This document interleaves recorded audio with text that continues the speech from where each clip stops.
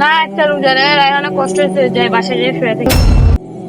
সুমন আজকে কি তুই রোজা রাখছো? জি আলহামদুলিল্লাহ ভাই, আজকে রোজা রাখছি। হ্যাঁ পোলা বানো রোজা রাখছে। কয় বেলা খায় রোজা রাখছিস তুই? কয় বেলা খায় রোজা রাখছিস করলি না তো?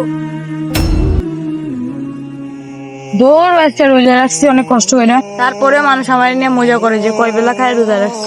এইসব কথা যদি হুনা লাগে তাহলে কি আর রোজা রাখতে মন চাই? সকালবেলা ওই সাইড দিয়ে আইলাম, আরো দুজন এই কথা কই। আরে সবাই এই কথাই কয়, আজকে রোজা রেখে অনেক কষ্ট হইতেছে, যায় যায় রোজাটা ভেঙে। সুমন দাঁড়াও, জি রমজান ভাই বলেন।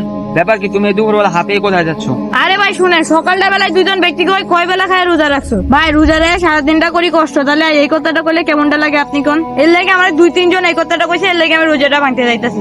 ও আচ্ছা, এই কথা না। তাহলে শুনো, ওরা তো মনে করো রোজা রাখে না এবং ছোটরা রোজা রাখলে ওদের চলে, এই জন্য ওরা তোমাদের এই কথা বলে, বুঝছো? তুমি রোজা ভাঙবো না, এই জন্য এদের কথা কখনো কানে নিতে নেই, কারণ ওরা লোক শয়তানের তো নদম। ওদের কাজকর্ম দেখলে মাঝে মধ্যে ইবলিশ লজ্জা পায়, কারণ শয়তান এক পাশে ছুটিতে গেছে, ওদেরকে চাকরি দিয়ে গেছে, এই জন্য ওরা পোলাপানদের সাথে এরকম আচরণ করে, বুঝছো?